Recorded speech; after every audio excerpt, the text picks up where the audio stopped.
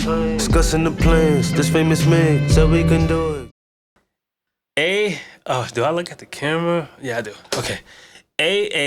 She got famous, and we back with another episode of Famous Made, and we have a queen in the building. Yes. The first lady I have on this podcast. You can introduce yourself. Taahira, the one and only Taahira Lee. How's it going? Great. I'm happy to be here. I'm happy you're here. Your company was definitely inviting.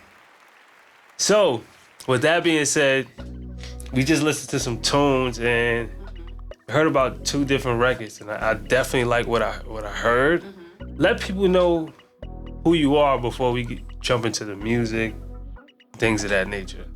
Oh, well, first and foremost, I'm a lover of God. So whenever you come around me, I'm a lover of God. I'm good vibes. I'm always going to motivate you, encourage you. And yeah, that's who I am. I'm always going to be the one to push you. If you need a good word, if you need something motivational, I'm that girl. Being that person, does that deter a lot of people away from you? Yeah. One, because I really don't go for BS. Because I've been through a lot and I learn a lot.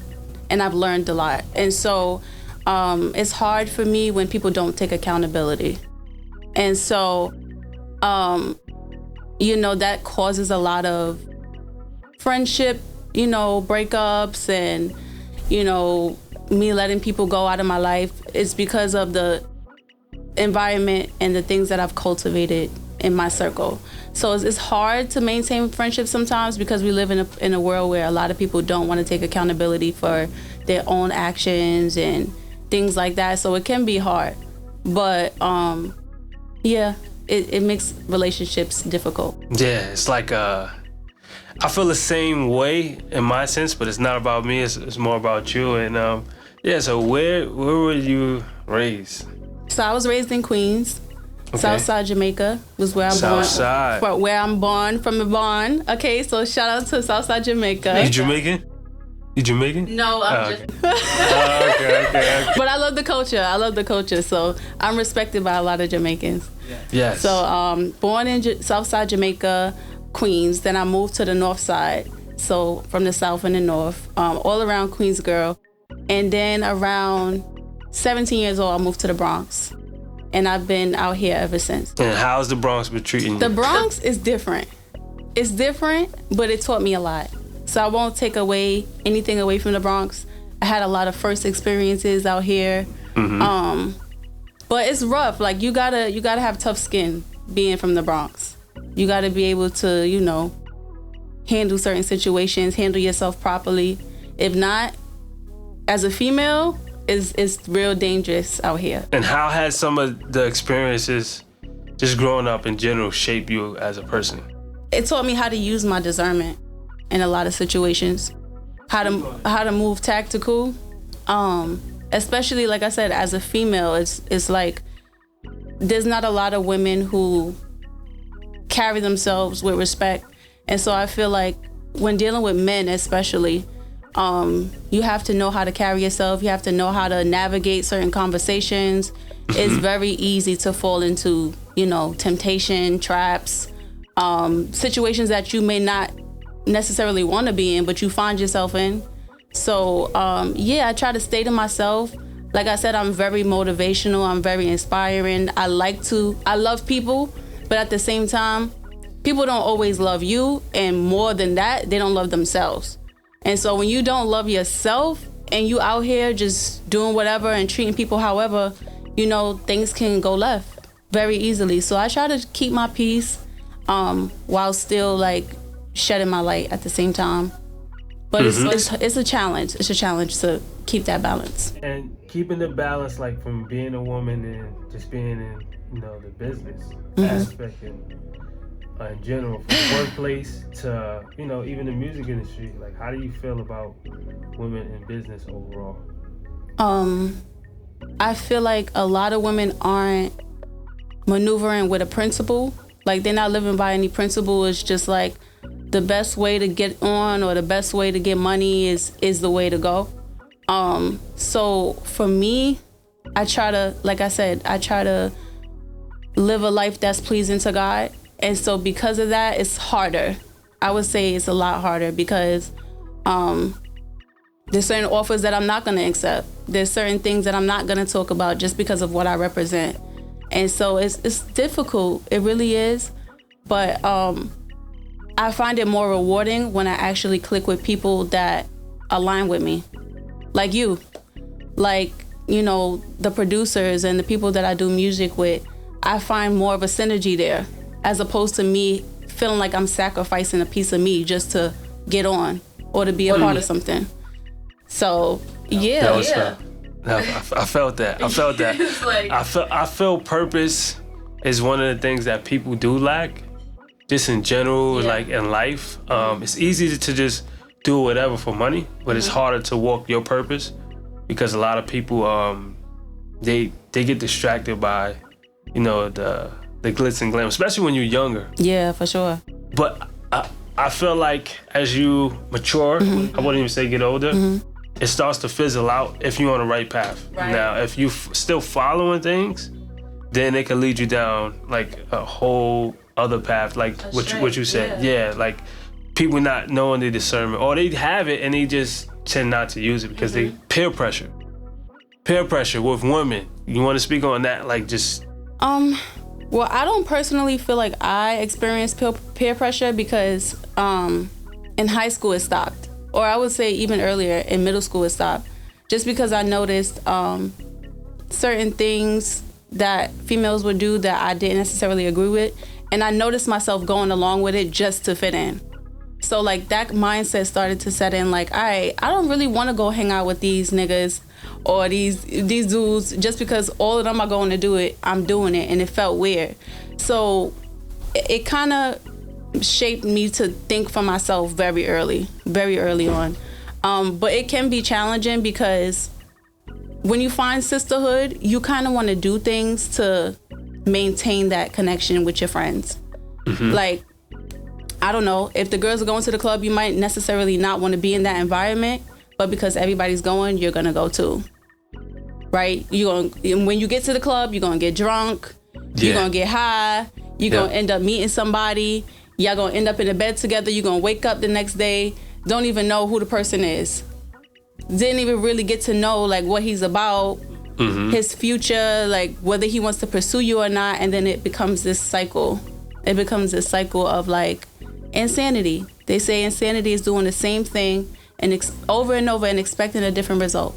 So I feel like females need to stop being gullible, and we need to start thinking for ourselves. And like you said, back to the purpose thing. Like, what is your purpose? And I feel like I thought about that very, very young. How do you find purpose though? Like, how do you find purpose as a person, let alone if you don't have the right people around you? So I think it starts with asking yourself who you are, right? So that takes a lot of ignoring the outside world.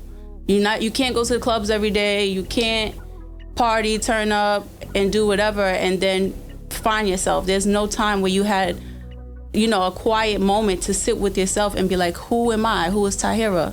And so once you quiet that noise, then you can start to, peel back the layers and be like, all right, what is it that has always followed me throughout my life?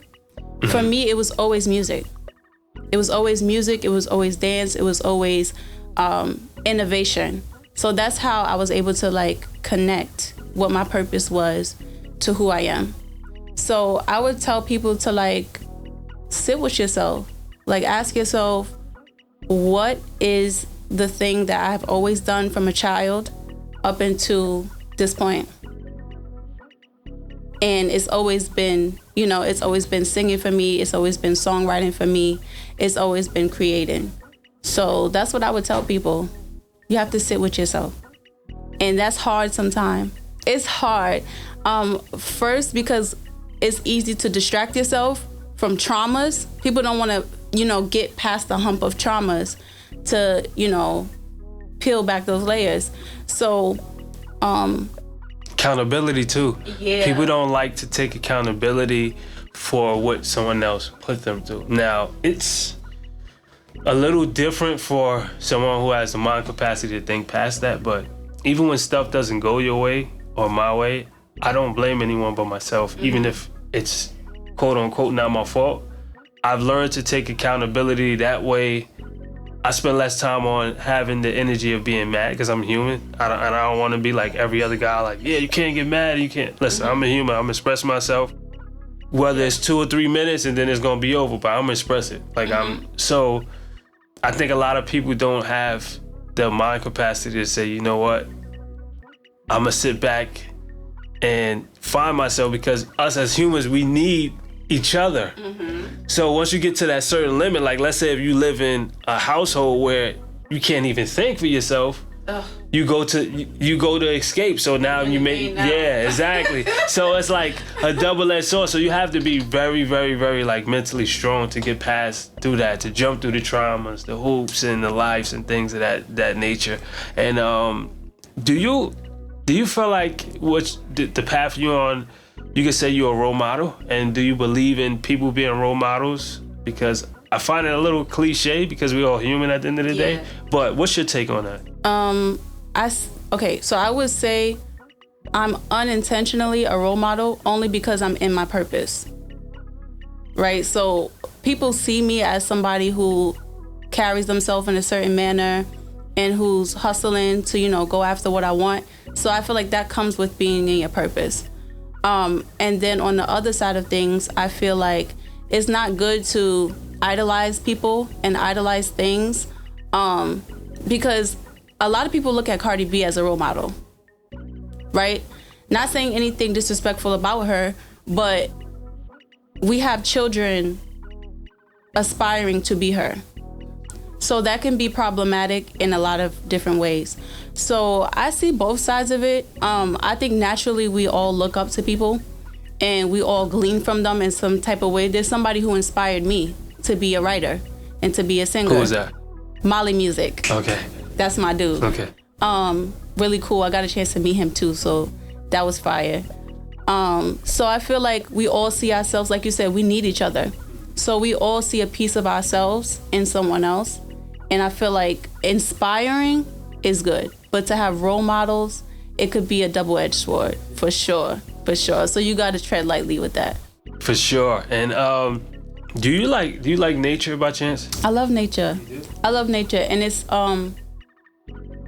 sometimes because I do have a Christian fan base, it can go into a very deep, you know, thing where they be like, you know, you're doing voodoo and all of that because you're connected to nature, when we have to realize that nature is here for us.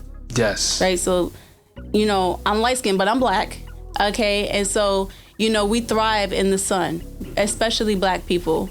It gives us energy, it gives us life. And it's a lot of things and properties in nature that we actually need to thrive. So I love nature, and because when I was 17 years old, I got my gallbladder removed. So gallbladder is something, you know what that is? Yes, I know a few people who had that surgery done. I think my sister got that done too as well. So it's just an organ in your body that it spills out bile and it helps your gut to digest food. It's not an organ that's needed in the body, which is why, you know, it's a small procedure. You can take it out or whatever. So when I was 17 years old, I got it removed because of the foods that I was eating. You know, in our community, we eat the fried chicken, we eat pizza, we go to the Chinese spot. All these foods, most of the foods I was eating at that time were fried, saturated fat, all that. And I wasn't paying attention to it until I got my gallbladder removed. So that was like a paradigm shift for me. Right after surgery, the day after, I got up out the bed.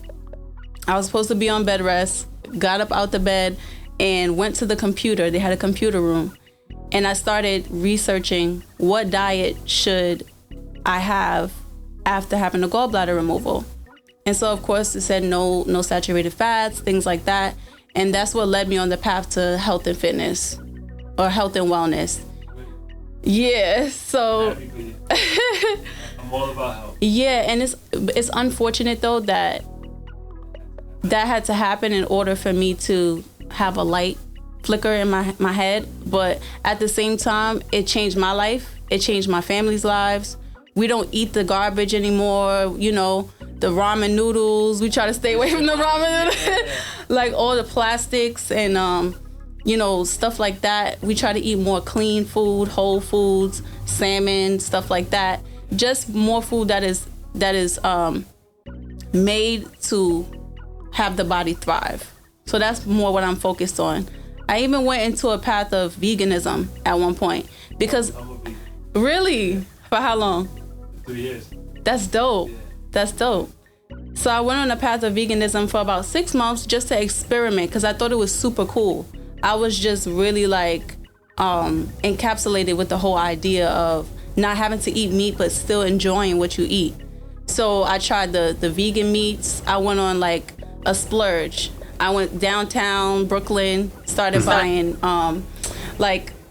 Were you shopping at Whole Foods or Trader Joe's? No. Oh, okay. No, I felt like it was overrated. Okay. Eventually I did start going, but nah, I started going to like there's this grocery store in Brooklyn, and they have everything you could think of, like chicken, shrimp, vegan shrimp. So it was like vegan heaven for me. Like I seen everything there. So I did that for about 6 months, and then I started to transition like just with the balance, making sure what I'm eating is clean, not fried like I said. And yeah, it changed like my whole mind on food, where I was more intentional about what I was eating. How did you feel when you were going through that process? Just like, because I know for some people they're like, oh, I miss it, and then other people it's like, I got the willpower to possibly not miss it, but I'll go back to it just because I did it. I don't think I missed it.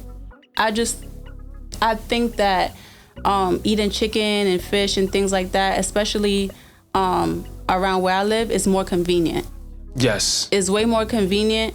But I do plan on going back to veganism once I'm like on my own and I have my own environment. Right now I'm with family still.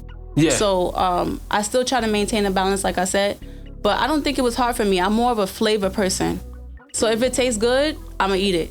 And I feel like a lot of people stray away from vegan food because they don't like the taste. But it's so broad where you can like buy vegan meat and make it taste just like fried chicken. Or you can buy some oyster mushroom and fry it up and make it taste like fried chicken. Yeah. So it's like, once you delve into that and you see how much variety there is, it's more exciting because we already know what fried chicken tastes like.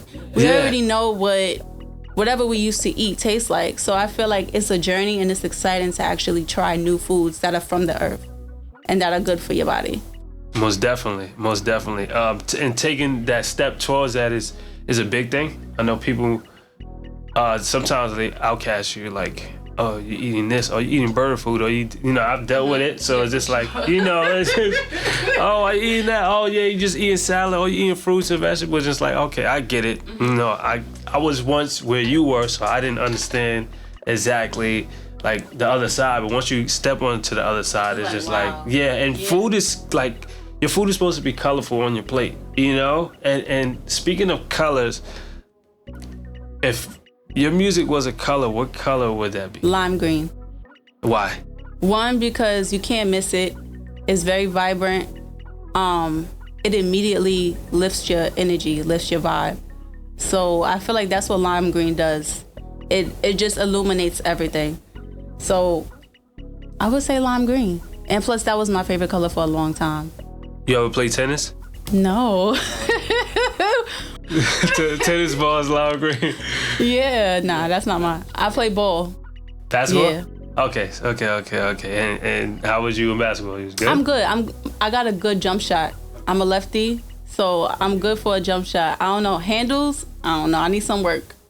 Okay. But you pass me the ball, it's gonna go in for sure. Okay, swish. All right, swish. So segue into that. As far as music is concerned, are you an independent artist? Are you signed to a label? I'm independent. Yeah. And what chose you? Why did you choose the route to stay independent as opposed to be on a label? I'm very passionate about my artistry, and I don't know how I would feel with somebody else having control of, or such a large amount of control over what I put out, how it's put out, especially if we're not on the same page. I've had instances where I've had potential managers, or we had like a trial to see how things would work out, and it just didn't work for me. It just didn't work for me, and I feel like we live in a time where you can do it yourself.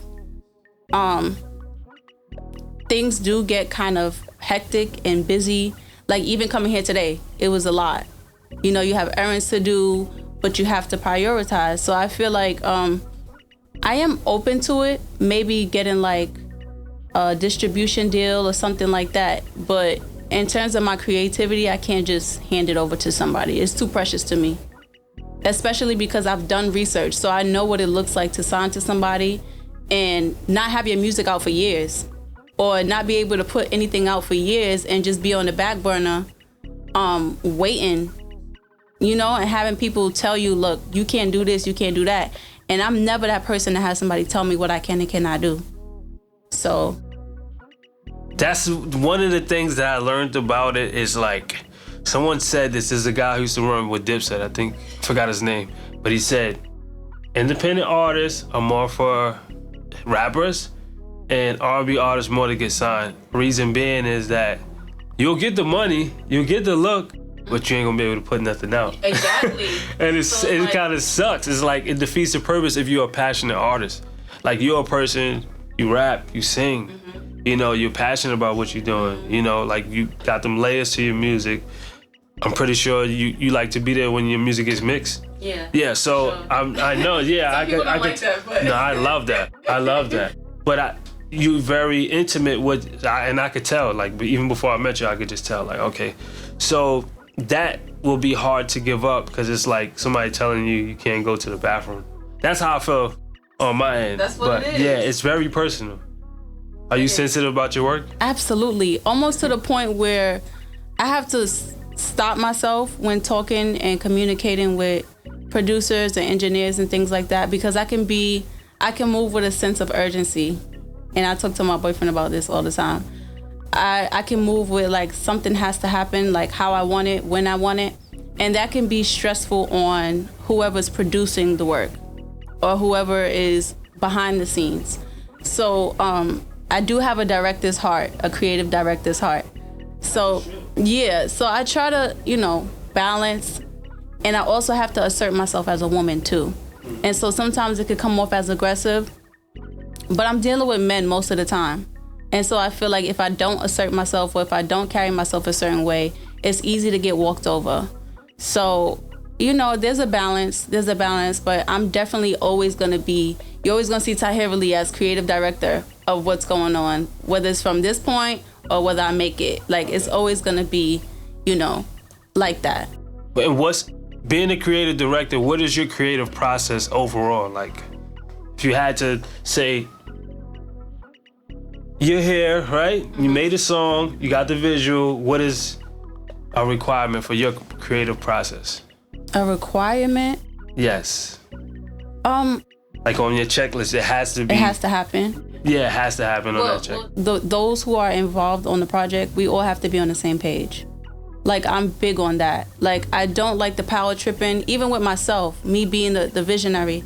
I don't like anybody to be power tripping and dictating what's gonna happen. I like all of us to be on the same page, have the same vision, and to make sure everybody is using their strengths, right? Because we're not gonna have the video person trying to edit the song, right? Like, it just won't work because that's not your function. So I'm very big on everything being copacetic, everybody, you know, playing their roles. Like, I'm big on that. So that's something that has to happen. I'm also big on being on time. Now, that's hard for me to say. Like, that's hard for people to digest. I was. But guess what? Like, I'm not on time for everything. So I had to just put that in there. But when it comes to things that I'm passionate about in my music, If it's a 9 to 5, I'm sorry. You see me when you see me. I'm gonna get my job done, and I'm gonna go my way. And they love me for that. I'm gonna get my job done, but I won't be on time. But when it comes to my artistry and things that I hold close to my heart and creativity, I'm gonna be on time. Maybe a few minutes early, but I'm gonna be there. Okay. So. Okay. And as far as future projects, like I said, when we first started, I heard 2 singles. What was the 2 singles that we heard? Forever Grateful. That was the first one that dropped. That was the slapper. And then Living Water. And then the drums on there was crazy, and the bass line, it was. If y'all haven't heard that, y'all can go check that out on all streaming platforms. It's available. Any future projects that you have coming up? Singles, movies, interviews? Man, everything. But honestly, I'm working on my EP. It's gonna be entitled Genesis. Although it's not necessarily a genesis of my journey, it is gonna be the genesis of me, putting myself out to the world and presenting a full body of work to everybody. So I'm excited about that. I'm debating on how many songs is gonna be on the project. It's gonna be between 7 and 11. 7 just because it's a number of completion, and I feel like it's definitely a supreme number.